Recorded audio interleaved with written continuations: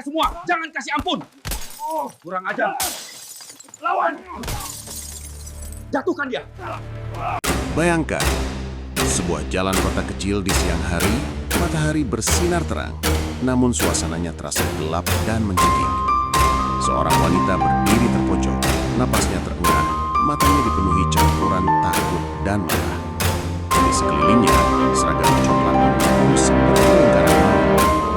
Satu tangan kasar mencengkram jaketnya, suara retakan menggema, dan warga hanya bisa merekam dengan tangan menekan. Detik itu, hukum tak lagi melindungi, ia justru mendekat. Dan di sanalah, di antara sorotan kamera dan tatapan bengis, sebuah rahasia bahaya bersiap terungkap. Namun sebelumnya, bagi yang beragama Islam, mari tinggalkan sholawat di komentar agar sholawat ini menjadi saksi kita di akhirat kelak. Jangan lupa juga like dan share cerita ini ke teman ataupun keluarga terdekat kita. Semoga Anda mendapatkan pahala yang setimpal karena sudah subscribe, like, komen, dan membagikan cerita ini. Sekarang, mari kita lanjut ke cerita.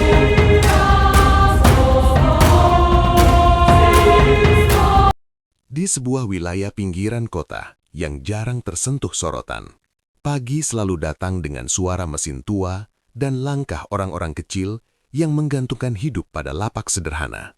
Di tempat itulah, hukum tak lagi terdengar seperti janji, melainkan seperti bisikan yang hanya menguntungkan mereka yang berseragam. Wajah-wajah pedagang tampak lelah, bukan karena bekerja, melainkan karena ketakutan yang diwariskan setiap hari.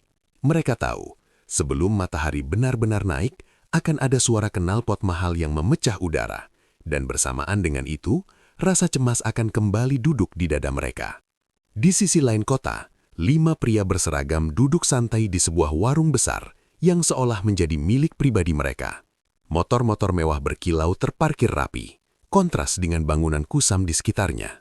Tawa mereka pecah, keras dan tanpa beban, diselingi cerita tentang uang yang dengan mudah berpindah tangan. Bagi mereka, seragam bukan lagi simbol pengabdian, melainkan kunci untuk membuka dompet orang lain. Setiap tegukan minuman mahal adalah hasil dari punggung rakyat yang diperas pelan-pelan. Tak ada yang menyadari, di tengah rutinitas itu, sebuah misi sedang bergerak. Seorang wanita datang tanpa pengawalan, tanpa sirena, tanpa tanda apapun yang mencolok. Wajahnya tenang, langkahnya ringan, namun matanya menyimpan ketajaman yang tak dimiliki kebanyakan orang. Ia dikenal di dunia gelap penegakan hukum sebagai sosok yang tak banyak bicara, namun selalu kembali membawa kebenaran. Pagi itu, ia meninggalkan identitasnya di balik cermin, mengenakan pakaian sederhana, dan menanggalkan segala yang membuatnya berbeda. Lapak kecil berdiri di sudut jalan. Teh manis, jus murah, gula dalam plastik bening, semua tertata rapi. Tangannya bergerak luwes seperti pedagang sungguhan, senyumnya ramah, suaranya lembut saat menyapa orang yang lewat. Namun di balik gerakan sederhana itu, pikirannya bekerja cepat, menghitung jarak, membaca kebiasaan, dan menimbang setiap potensi bahaya. Ia melihat bagaimana pedagang lain menunduk saat motor tertentu lewat, bagaimana percakapan tiba-tiba terputus ketika bayangan seragam mendekat. Waktu berjalan perlahan, seolah kota menahan nafas, hingga akhirnya suara knalpot yang dikenali semua orang menggema dari kejauhan. 2 motor berhenti tepat di depan lapaknya. Kilau logamnya menyilaukan, jauh dari pantulan kehidupan pedagang kecil. 2 pria turun, langkah mereka penuh percaya diri, wajah mereka dipenuhi ekspresi yang sama, merasa berkuasa. Tatapan mereka menyapu lapak sederhana itu, lalu berhenti pada wanita yang berdiri di baliknya. Salah satu dari mereka mendekat, senyum miring terbit di sudut bibirnya. Pertanyaan itu meluncur ringan, namun nadanya syarat penilaian.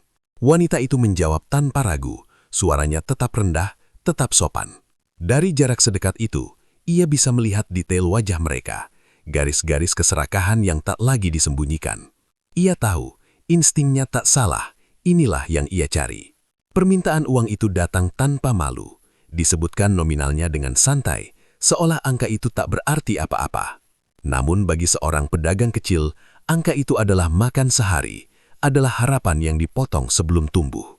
Wanita itu terdiam sejenak, bukan karena takut, melainkan karena memilih kata. Lalu pertanyaan sederhana keluar dari mulutnya, terdengar polos, namun tajam. Alasan apa yang membuat aparat meminta uang pada orang yang hanya ingin mencari makan? Udara berubah. Senyum di wajah polisi memudar, digantikan tatapan tak sabar. Di sekeliling, beberapa orang mulai memperlambat langkah, pura-pura membeli, pura-pura lewat, padahal mata mereka tertuju pada satu titik. Wanita itu tetap berdiri, punggungnya tegak, suaranya tak bergetar ketika ia kembali bertanya, menyebut seragam yang mereka pakai, menyebut kehormatan yang seharusnya melekat padanya. Kata-katanya menusuk, bukan karena keras, melainkan karena benar, dan kebenaran adalah hal yang paling dibenci oleh mereka yang hidup dari kebohongan.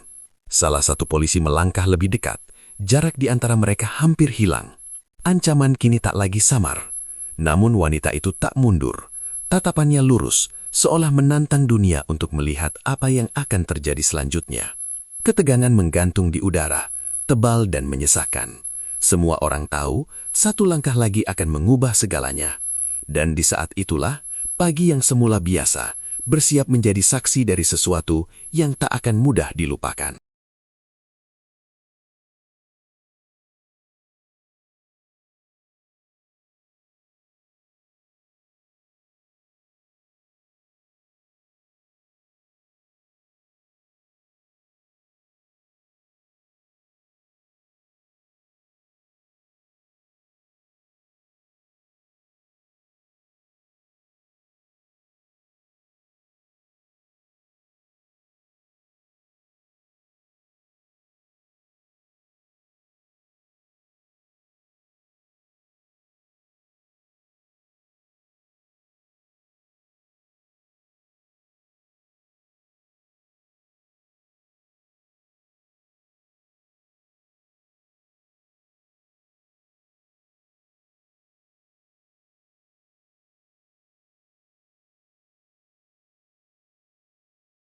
Suhu 1,65.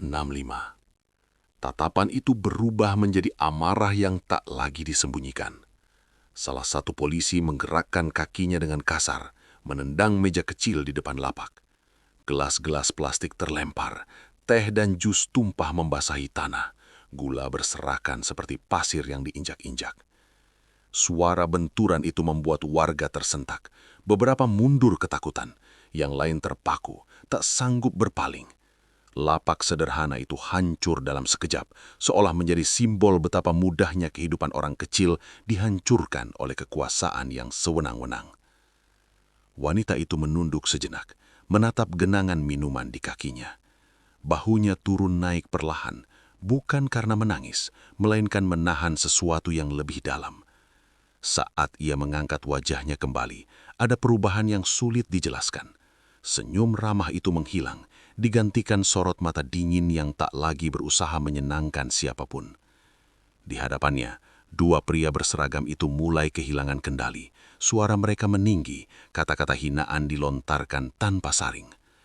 Salah satu dari mereka melangkah lebih dekat, jarak mereka kini hanya sehelai nafas. Bentakan itu menghantam udara, kasar dan penuh ancaman. Dan sebelum siapapun sempat bereaksi, sebuah pukulan melayang. Tinju itu mengenai wajah wanita itu dengan keras, tubuhnya terdorong ke belakang, bibirnya pecah, darah mengalir tipis di sudut mulutnya. Beberapa warga menutup mata, tak sanggup melihat lebih jauh, sementara yang lain menggertakkan gigi, menahan marah yang tak berdaya. Namun wanita itu tidak jatuh. Ia berdiri kembali, mengusap darah dengan punggung tangannya. Gerakannya tenang, nyaris terlalu tenang untuk seseorang yang baru saja dipukul. Detik berikutnya, suasana berubah drastis. Tubuhnya bergerak cepat, lebih cepat dari dugaan siapapun. Pukulannya melesat lurus, tepat mengenai rahang polisi yang menyerangnya. Suara benturan tulang terdengar jelas, membuat orang-orang di sekitar terhenyak. Polisi kedua refleks menyerang dari samping, tendangannya mengarah ke punggung. Wanita itu terpental dan jatuh ke tanah, debu beterbangan. Namun saat lawannya mengira ia telah kalah, ia berguling, menyapu kaki penyerang dengan gerakan presisi. Polisi itu terjatuh keras, punggungnya menghantam aspal. Sebelum sempat bangkit, sebuah serangan lain mendarat, membuatnya terdiam sejenak, terkejut oleh perlawanan yang tak ia perkirakan. Pertarungan berubah kacau, 2 melawan 1, serangan datang dari berbagai arah. Wanita itu menerima beberapa pukulan, bahunya tersentak, nafasnya mulai berat. Darah kembali mengalir, kali ini dari hidungnya. Namun setiap kali ia diserang, ia membalas dengan perhitungan matang, memanfaatkan celah sekecil apapun. Gerakannya tak liar, tak emosional, melainkan dingin dan terarah, seperti seseorang yang telah lama terbiasa berada di situasi hidup dan mati. Warga yang menonton mulai berbisik, tak percaya dengan apa yang mereka lihat. Seorang wanita sederhana, pedagang kecil, berdiri menghadapi aparat bersenjata dan terlatih. Namun kenyataan itu ada di depan mata mereka. Dua polisi itu mulai terdesak, amarah mereka bercampur panik. Salah satu dari mereka meraih alat komunikasi, suaranya gemetar saat meminta bantuan. Wanita itu mendengar kata-kata itu. Ia tahu, ini baru permulaan. Nafasnya diatur, tubuhnya bersiap, matanya menyapu sekitar, menghitung waktu, menghitung jarak. Di balik kerumunan, ketegangan meningkat, seolah udara sendiri menunggu ledakan berikutnya. Dari kejauhan, suara knalpot lain mulai terdengar, semakin dekat, membawa pertanda bahwa konflik ini akan segera berubah menjadi sesuatu yang jauh lebih besar.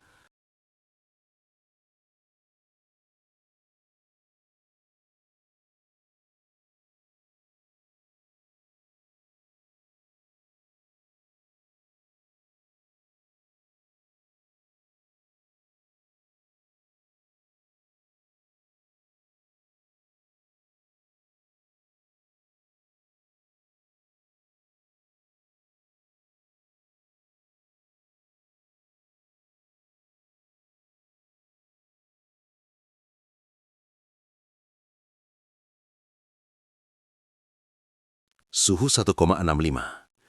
Suara knalpot itu kini jelas, bukan satu, melainkan beberapa, datang beriringan seperti pertanda buruk.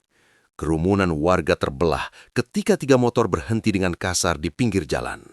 Debu mengepul, dan dari baliknya turun 3 pria berseragam lain. Wajah mereka keras, mata mereka cepat menilai situasi. 2 rekan mereka tampak terkapar dan terengah, sementara seorang wanita berdiri di tengah kekacauan dengan darah di wajah dan napas yang belum sepenuhnya stabil.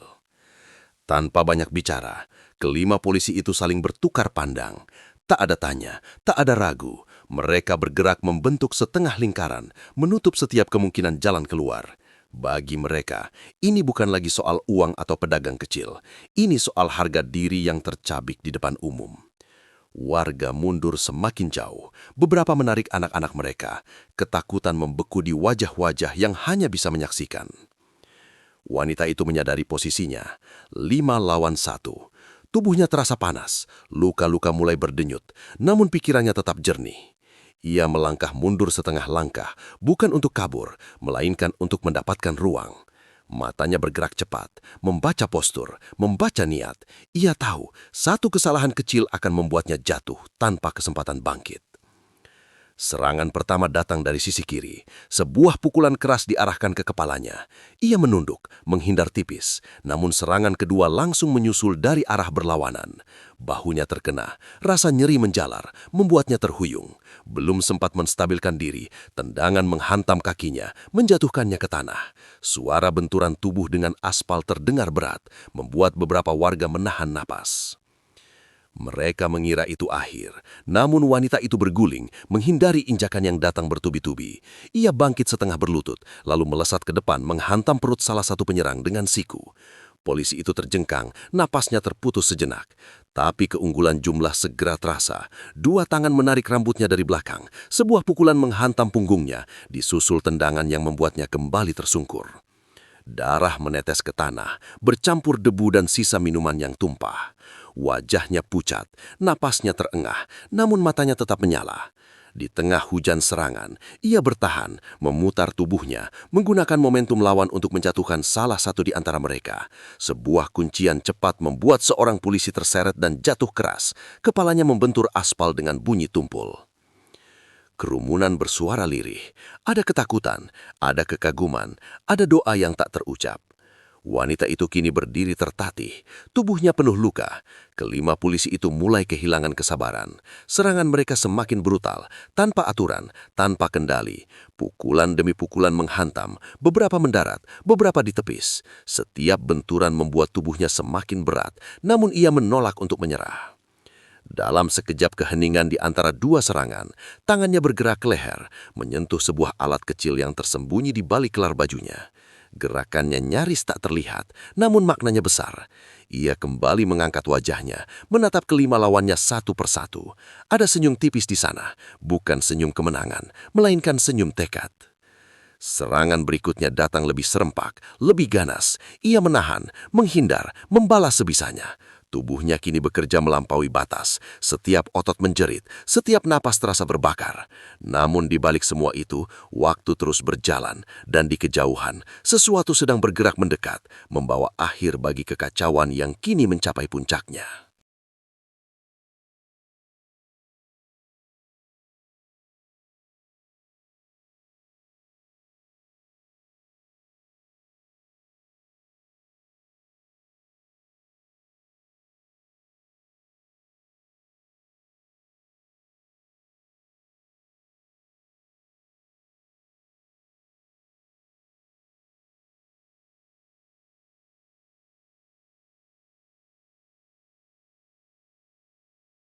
Serangan itu tak lagi berirama, datang seperti badai yang ingin merobohkan apapun di depannya. Salah satu polisi menerjang tanpa perhitungan, amarahnya membutakan langkah. Wanita itu memiringkan tubuhnya di detik terakhir, membiarkan serangan itu lewat, lalu memanfaatkan momentum dengan satu gerakan cepat yang menghantam titik lemah di bawah tulang rusuk. Polisi itu terhuyung, napasnya terpotong, dan sebelum sempat berteriak, sebuah bantingan keras membuatnya tergeletak tak bergerak. 4 tersisa. Mereka kini lebih berhati-hati, namun juga lebih kejam. 2 menyerang bersamaan dari depan, 1 mengitari dari belakang. Wanita itu melompat mundur, kakinya nyaris tak menyentuh tanah, lalu berputar rendah. Tendangan sapu menyambar pergelangan kaki salah satu penyerang. Tubuh besar itu jatuh menghantam aspal, disusul suara erangan panjang. Namun serangan balasan datang cepat. Sebuah pukulan menghantam pelipisnya, membuat pandangannya bergetar.